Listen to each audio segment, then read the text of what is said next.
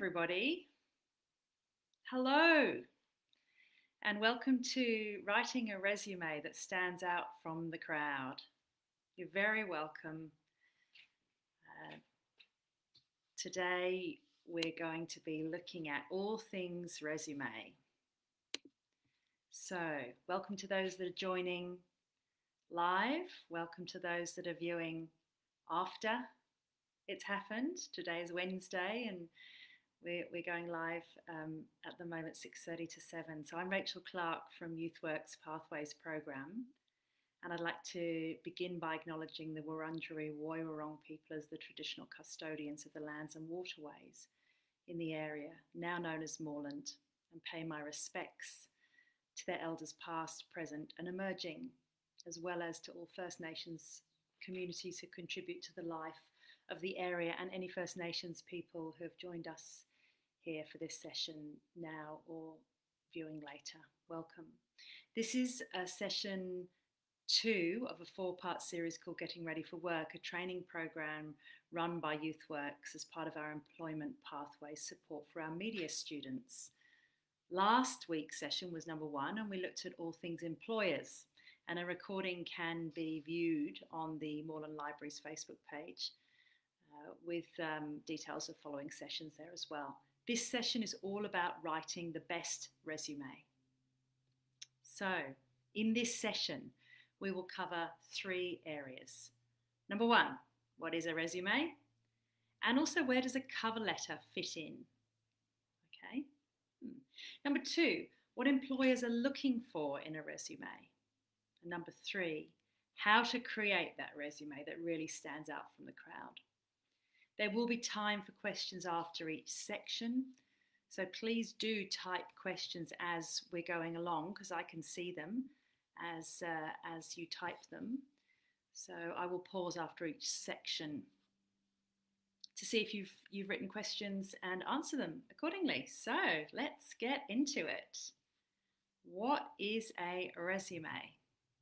Well, a resume is a summary in paper or electronic form of your work experience and work accomplishments.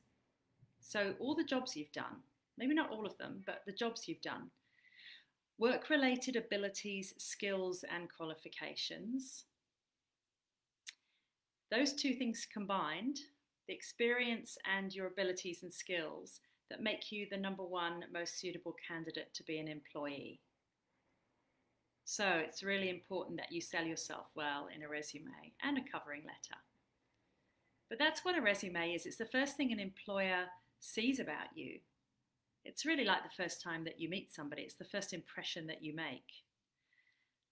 It's also an insight into your personality and the way you present yourself and what you say about yourself will interest an employer a lot or a little. So it depends on how well you present yourself in your resume as to how likely you are to get an interview. And we'll be talking about interviews next week. So what about a CV? You've heard the phrase CV. It stands for Curriculum Vitae, which, fun fact, is Latin for the course of my life. We call them resumes here in Australia. But if somebody says CV, they're talking about a resume. They're talking about that summary of your work skills and accomplishments. So yeah, that's the term that we use, resume. So what about cover letters? Where do they fit in? Do I need a resume and a cover letter, or one or the other? Well, you need both. So you will need a resume always, and you will need a cover letter for each specific job. A cover letter is a separate document, and we go into details of a resume more so in this session, but there will be resources that you can explore around cover letters in the support material that will be provided at the end of this series. So look out for that when you finish the end of the series. There'll be some supporting material. This cover letter, what is it? Is it a letter? How does it cover things? Well, again, it's a way of introducing yourself to the organisation in response to a particular advertised job. So it's not a generic thing. It's not something that you type up once and never change. It's for every single job. Sometimes it can be included in the body of an email now. So you can create a cover letter and attach it to your email, but it's perfectly okay to put it in the body of an email, to write your cover letter in the email instead. But regardless of whether it's a separate Word document or in your email, it's going to address, it's going to reference your suitability, how well connected you are to what they're looking for as a potential employee for the role that's being advertised. And so it's absolutely critical that you make your cover letter connect to the selection criteria in the position description. So you also do that with your resume as well, a little bit, but we'll get to that. So tips about what makes a cover letter easy to read. Because again, like, you've got to make your resume stand out from the crowd. You've also got to make your cover letter stand out from the crowd. Okay, so how do we do that? We make it easy to read. Okay, again, first point of contact. So if your resume is the first way that your employer will see you, in some ways, when they imagine you opening a door, them opening a door to you, there you are, that's your resume. Well, getting to the door is your cover letter. They're not going to open the door if the cover letter doesn't address the specific criteria that they're looking for the job. Does this make sense, this analogy? I hope so. It has to be easy to read, and all the details have to be relevant to the role. But you've got to keep it short and to the point as well. So ideally one single page, which is really hard when the selection criteria are really long. So, it's a tricky one. And we all find it difficult when we're applying for jobs to keep it really short. Okay, so, but it's important that you do. And if it's in an email, 2 to 3 paragraphs maybe. So when you're thinking about the style of your cover letter, match it to your resume style, and we'll talk about what that looks like in a little while. Make sure you address it to the specific person that the job advertises is responsible for the recruitment. If there isn't a person, do some research and try and find out somebody's name, right? Who's responsible? You can phone up or email. Who would I address a covering letter to about this job when I'm applying? Is a perfectly reasonable question. So, yeah, and always include one. Unless the job specifically says don't, you must have a cover letter with your resume when you're applying for a job. We will be sending in the details some examples of different cover letters, but you can also Google examples of cover letters, and there lots would come up. So there's lots of resources out there for you to follow. None of this you have to create yourself. There's lots of people have done it before you. Some really good examples. Okay, so we've talked about what a resume is. We've talked about what cover letters are and how they complement each other.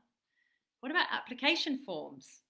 Well, sometimes online applications go through application forms and you don't have to submit additional paperwork. You usually do, but you also might have to fill out an application form. Well, remember that everything that you put on an application form will be from your resume. So it's worth spending the time exploring a really good, solid resume. There's going to be your basic resume that you'll then adapt as you go along for different jobs. But you've spent the time and effort really thinking about what it is that you want to share about yourself and how you can best sell yourself. And remembering all the things that you've done in the past, which you might have forgotten, but you think are actually a really relevant experience.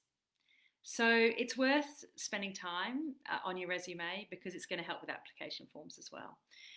All right, I'm going to pause there and ask, are there any questions in the content that we've covered so far? So Heidi asks, is it a good idea to ring the company before you apply? What sort of questions should you ask? Oh, that's a great question in itself, Heidi. So it is a really good idea to demonstrate understanding and interest in an organisation. So yeah, I think it's a really good idea to spend a bit of time, possibly with a person whose name is noted in the application process, to ask them more about the role. But you also don't want to waste their time. So it's a balance, right? So but you absolutely can take some of their time to ask them more about it. Make sure you've read the position description. Make sure that you're not asking them anything that you could learn about in the position description. But let's think of a specific question. It might be what the reason for this advertisement is right now. You know, is there a new team that's being developed? Something you can't understand from the position description. But yeah, let's think about that more as we go through. Certainly next week we're going to be talking about interview questions and preparing for those. So I think that's going to really link into that question that you've asked. But yeah, I really recommend being proactive and connecting in with people that are available to talk to you about the job. They often really want to hear from people, and they really enjoy that part of the process. All right, I'm going to move on now. Plenty of time for questions as we go. Now we're into the second part of the talk this evening. What employers are looking for in a resume. All right, so have a guess. How long do you think employers spend looking at a resume? I would love it if anybody types in the comments section. What do you think the length of time is that they spend looking at individual resumes? Anybody have an idea? Well, I was surprised when I learned that it was 7.4 seconds, which had actually gone up from the previous, this is research, that had gone up from 6 seconds. So our attention span is getting longer by 1.4 seconds. So what does that tell us? We absolutely have to make it really great and interesting and relevant. So a resume not only has to look good, it needs to be easy to read, and of course the material that you put in it has to be super relevant, right? So there are 4 tips that help you create the most stand-outable resume, and I'm going to talk to them, but again I will put links in the documents that that are supportive that you could, for this session and others, that you can go to yourself, because it makes interesting reading. So the first of the 4 tips: simple layout, right? Don't complicate it too much. Make sure that you mark headings clearly, that you bold them. Job titles are important. Make sure they're in bold so that it stands out. What you want employers to see is really visibly easy for them to see quickly. This goes to the next point. This is interesting. An F pattern or an E pattern. So that this company did some research on how people look at resumes. And if you can think of F, it's got the 2 lines at the top and down. So there's a sort of scanning and then down. And an E is slightly more scanning, but nonetheless you can see they're looking at titles, they're looking down and across a little bit. So think about how you're going to put your headings and what bullet points are there for people to pick up quickly. Bullet points are great. Short sentences really help. Long wordy paragraphs in resumes will not get looked at. Number 3, mission or personal statement. So this is and this can be in a short paragraph at the top, but it has to be really, really good and to the point. So it's a clear summary of who you are and what you are looking for in work and what you can offer as an employee. So a really strong personal statement will help you sell yourself by sharing your goals as a worker, as well as giving the employer a flavour of who you are, your personality. So again, you can look at lots of examples of they might be called personal statements or mission statements, and that will come under your name at the top of your resume. So really important to do, but short, to the point, really engaging. Okay, so that's the 3rd of the 4 tips. The 4th one is a clear font. So not Comic Sans, too informal. Might be appropriate for your industry, actually. Think about what your industry is offering. You know, is it formal, informal? And again, when I come to the next section where we talk about how you can create your resume, you'll get some assistance there as well. But you need to choose something that's relevant to your profession. It also needs to be easy to read, so no swirly fonts, even though you might really like the way they look. Easy to read font and size. Use bolding for job titles and headings, as talked about before. Okay, those are the 4 tips, right? So quite clear around what you do, around layout and organisation on the page, making sure you've got a really clear mission statement and that it's tidy, right? But there are some things to avoid which would make sense. Don't overclutter it, right? Make sure there's enough white space on the page.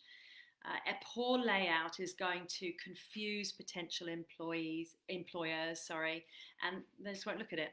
They'll have done their 5-second scan and it'll be on to the next one. Disappointing, I know, but the reality of the situation. Overcrowding of keywords is also an area to avoid. So anything that you want to take keywords from the position description, which is really sensible to do, don't use them, only use them when they're relevant to what you're talking about. So don't scatter them through the document and think that will do it, right? I'll talk about that in a second. So I hope that makes sense, because keywords are really important, but you need to use them wisely. Okay, so moving on to a sort of final sum up of what employers are looking for in a resume. Some recommendations, right? Number 1, so there's 5 of them. Number 1, simple layout and fonts. Yeah, we talked about that. Number 2, job titles are in bold. Number 3, declarative statements. Ooh, what's one of those? For example, I am an experienced chef who can manage complex staffing and customer requirements. Short statement about yourself, right? A declarative statement. You can look up how to write those. Okay. 4th recommendation, don't go beyond 2 pages. For more experienced job seekers, this is really quite tricky because you'll have way more than 2 pages. That's when you need to start selecting out work that doesn't make the grade for relevance for the role that you're applying, and getting really sharp about that. Number 5, keyword relevancy. As I've said before, choose keywords from the position description that fit into what you're talking about. Bottom line, summary is, if you're the employer, you're looking for information to jump out at you. So your job as a job seeker, a potential employee, is to help the employer find relevant information about you easily. All right. Whew! What employers are looking for in a resume? Questions? Any questions?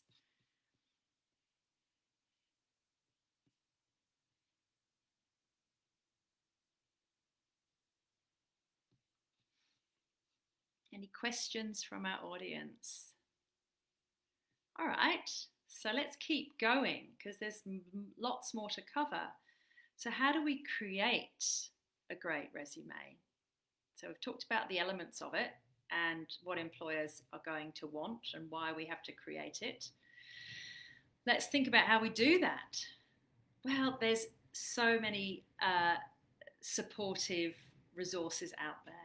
And I think the first thing I would think about is think about what design look do you want to choose, and what message is that going to send to you. And this will depend on what industry you're in. It will also probably depend on the level of experience possibly that you have. Senior management versus an entry-level role might look different. But again, that not necessarily. So there are ways in which you need to do your research. So there are many design styles, layouts and color palettes that you can choose, right? So do some research and decide which ones you really like. Again, I will link in the notes to this series for you to have a look. But LinkedIn is a fantastic resource for, I've got my link here. It says 7 simple resume templates, raise your game. Then it will give you 7 categories, different, a more playful category, a more serious or formal or informal, or maybe more white space or more visuals. So you can have a look and see what you like by looking on places like LinkedIn and getting their resources. Again, be guided by industry expectations. So here's an easy web link to remember. Visual CV visualcv.com/examples. That will take you to industry examples, right? So, and you can choose your industry and it will give you a range of them. Super useful. And then from that point, that is a paying service, so you don't have to use that. From that point, you go to Canva. Who loves Canva? Who uses Canva here? Canva is such an incredibly useful tool for professional looking resources, and they have a whole section on CVs, resumes. So Canva, Canva, amazing resource. So you can start building your CV by going to Canva. You don't have to pay for it. You can pay for it if you want to get extra features, but to create basic posters or CVs or whatever, or resumes, whatever you want, you can do that by going to the free version of Canva. So once you've decided what you want your resume to look like, dependent on your industry and your personal preferences, what now do you include in it? Well, again, you don't have to remember any of this because Canva will guide you through it. It will take you through it each step of the way. So you're really, really guided and supported. But let's go through the areas that thanks Heidi for putting those up, that's awesome, that you will have to remember when you're creating it. And so as you're doing your research and thinking about it, obviously you're writing all of these ideas down, maybe in a Word document or on old-fashioned pen and paper. But of course you need your contact details, your name, your email, your mobile number. You don't have to include your address, it's not necessary, but those things, name, email, mobile number, important. Personal statement, as mentioned above, what are your aims for your career, your goals, and what can you offer? What's unique about you, right? In a couple of sentences. Then you've got your skills and achievements, both, your technical skills that you bring to work, are you a builder, are you a chef, are you a teacher, all sorts of things, but also the employability skills. And we talked about those in last session. So if you don't know what they are, go back and have a look at session 1. In summary, working with others, being reliable and dependable, willing to learn.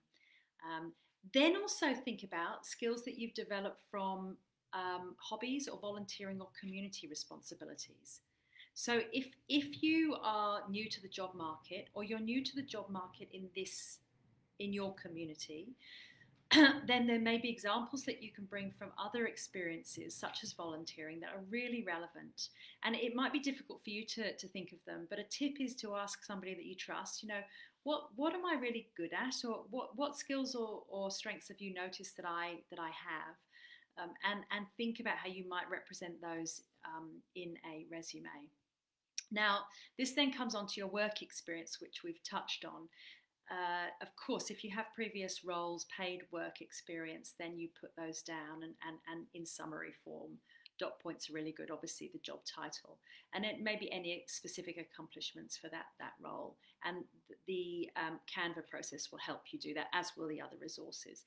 Now let's think about those transferable skills, your volunteer experience as well. So for example, if you've supported a positive relationship between your family members, my goodness me, those are really employable skills.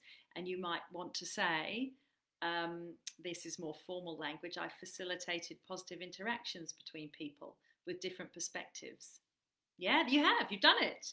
And employers are looking for those types of skills. What about your volunteering experience? If you've helped in a local homework club with a sibling or a community member, you might want to say, I've offered language or education support to members of my community. Brilliant, right? Leadership, patience, understanding of systems, etc. Amazing. So those transferable skills, again, you'll have a link to those in the supporting documentation.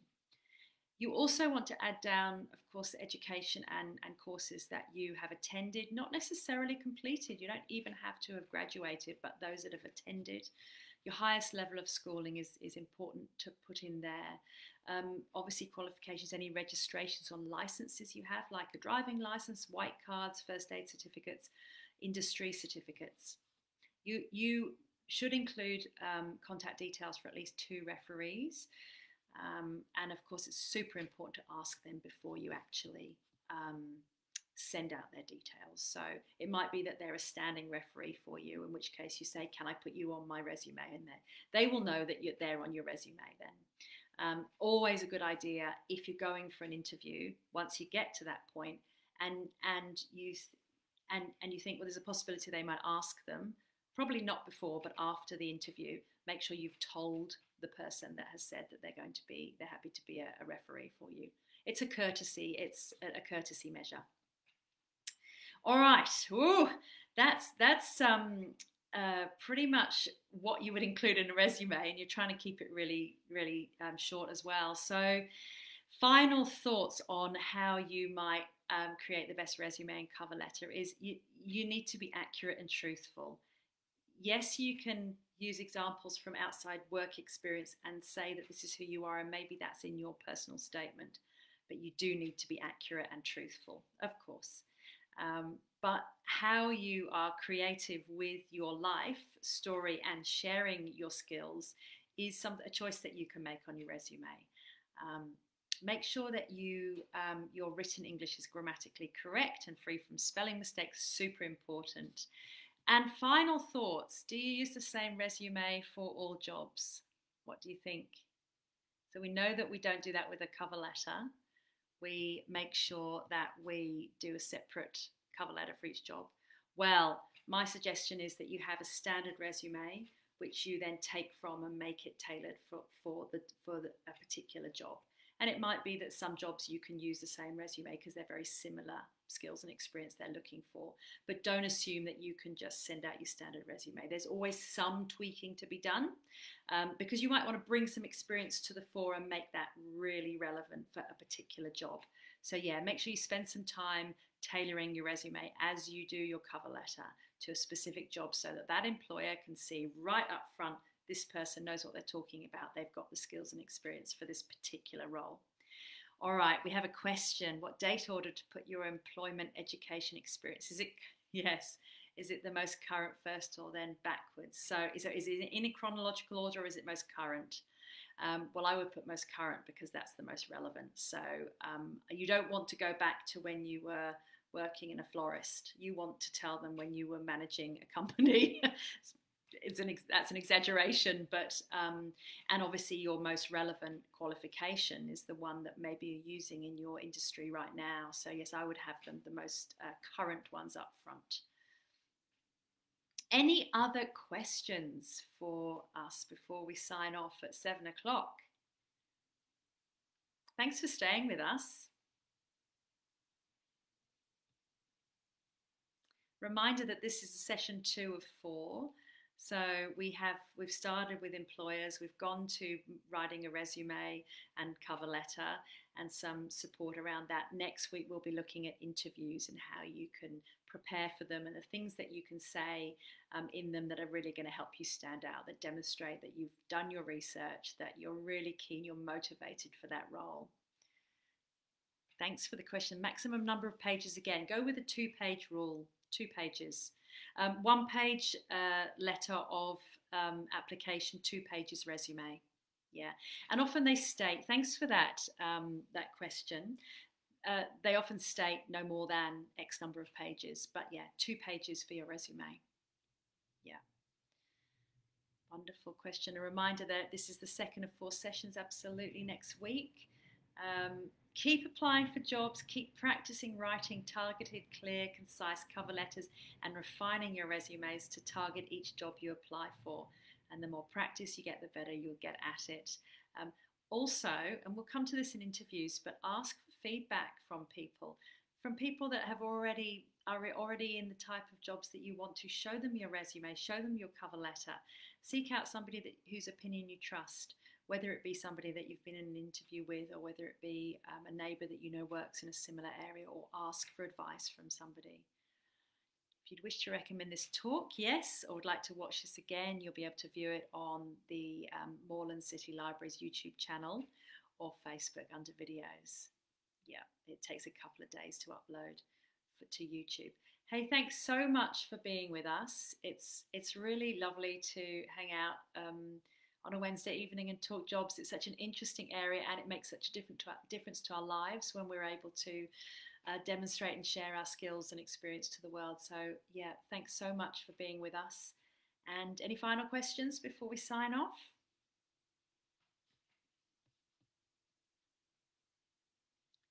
Please do share this around as well. If you found it useful and interesting, share it in your networks. The more people that can get access to this information, the better. So really appreciate your support in this.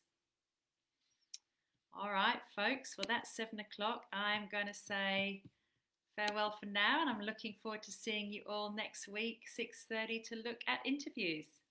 Cheers then. Bye.